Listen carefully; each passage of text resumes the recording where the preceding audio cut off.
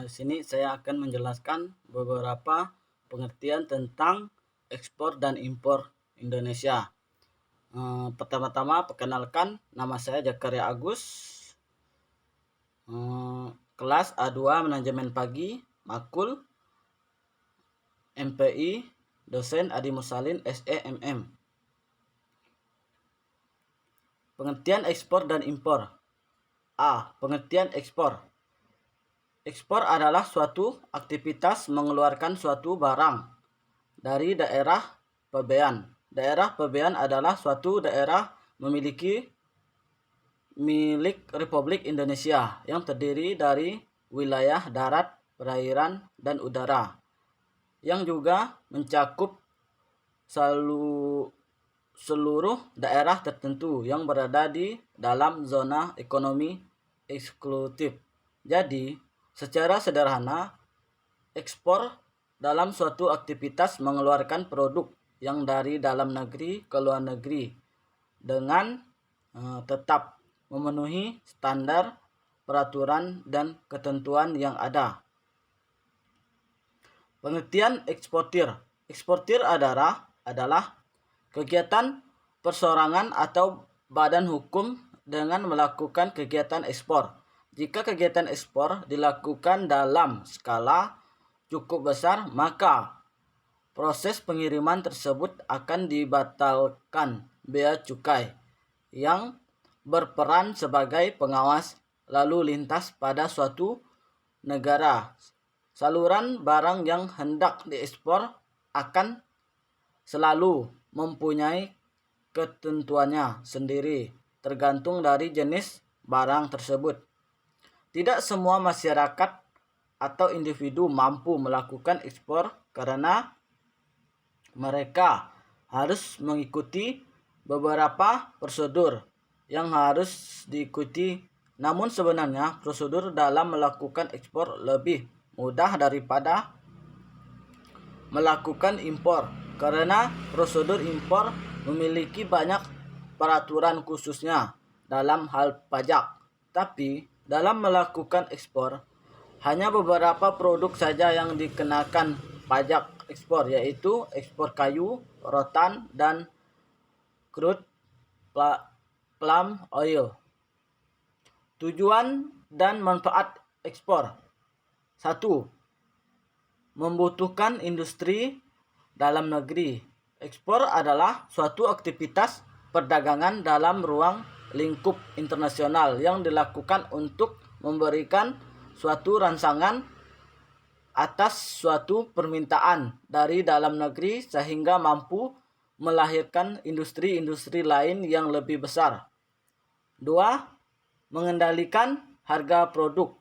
Kegiatan ekspor pada suatu negara akan membuat negara tersebut mampu memanfaatkan overkapasitas pada suatu produk sehingga negara tersebut akan mampu mengendalikan harga produk ekspor yang terjadi di negaranya. 3. Menambah devisa negara. Aktivitas ekspor pastinya akan memberikan dampak yang positif untuk perkembangan ekonomi pada suatu negara. Manfaat dari adanya kegiatan ekspor adalah demi membuka peluang pasar baru di luar negeri sebagai upaya menumbuhkan investasi, peluasan pasar domestik, serta meningkatkan devisa pada suatu negara.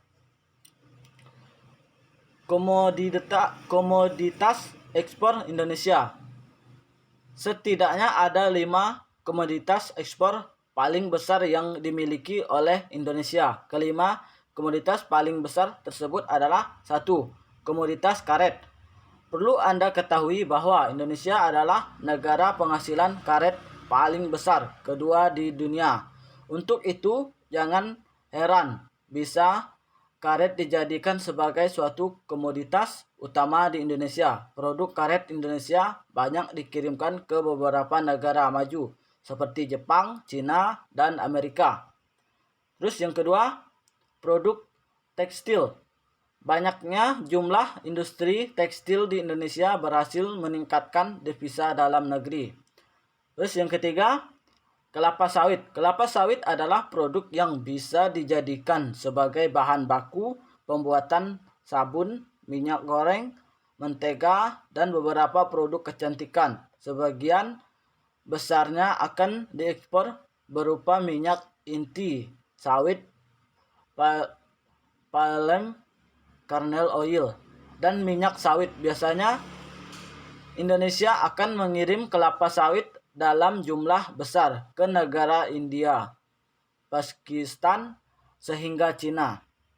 Terus yang keempat, produk hasil hutan. Indonesia adalah salah satu negara tropis yang mempunyai banyak sekali hutan, sehingga industri kayu di Indonesia memiliki prospek perkembangan yang bagus. Beberapa hasil hutan yang dikirim ke luar negeri adalah plum, kertas, dan kayu.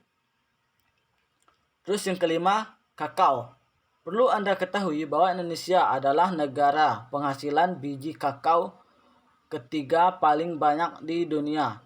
Nantinya biji kakao ini akan diolah menjadi coklat atau makanan lain. Produk biji kakao yang akan dikirim ke luar negeri ini adalah produk yang sudah memenuhi standar nasional Indonesia. B. Pengertian impor. Impor adalah suatu aktivitas memasarkan produk barang dari daerah pembelian atau pembeli suatu produk yang barang atau jasa dari negara lain untuk bisa memenuhi kebutuhan dasar dalam negeri. Sebagai contoh, Indonesia tak mempunyai produk gandum. Sehingga agar bisa memenuhi kebutuhan gandum dalam negeri, maka Indonesia harus mendatangkan produk gandum dari negara lain yang mampu menghasilkan gandum. Aktivitas pengiriman barang impor yang dilakukan dengan skala besar ini membutuhkan proses pendampingan oleh bea cukai. Umumnya pihak pemerintah akan menetapkan tarif pajak atas setiap produk impor ke masing-masing importirnya. Hal tersebut menyebabkan produk barang impor mempunyai harga yang lebih mahal karena di dalamnya telah dibebankan biaya pajak yang harus dibayar oleh konsumen. Untuk itu, tidak heran jika harga impor memiliki harga yang cenderung lebih mahal daripada produk lokal. Tujuan dan manfaat impor. Seperti yang sudah dibahas bersama di atas, kegiatan impor memiliki tujuan utama untuk memenuhi kebutuhan dalam negeri. Kegiatan ekspor dan impor ini adalah salah satu bentuk dari komunikasi dan kerjasama pada setiap negara. Paling tidak ada satu hal yang harus membuat negara tersebut membangun hubungan baik dengan negara lain untuk memenuhi segala kebutuhan seperti dalam kegiatan perekonomian. Sementara itu, tujuan lain dari adanya aktivitas impor ini adalah demi meningkatkan neraca pembayaran serta mengurangi adanya keluar devisa pada negara lain. Komoditi, ekspor dan impor.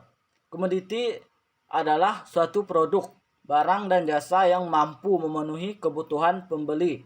Jenis komoditi yang hendak diekspor pada suatu negara harus memiliki keunggulan maupun kelebihan sendiri. Namun setidaknya terdapat 3 faktor yang mampu mempengaruhi keunggulan pada suatu komoditi, yakni faktor teknologi dalam alam dan biaya produksi.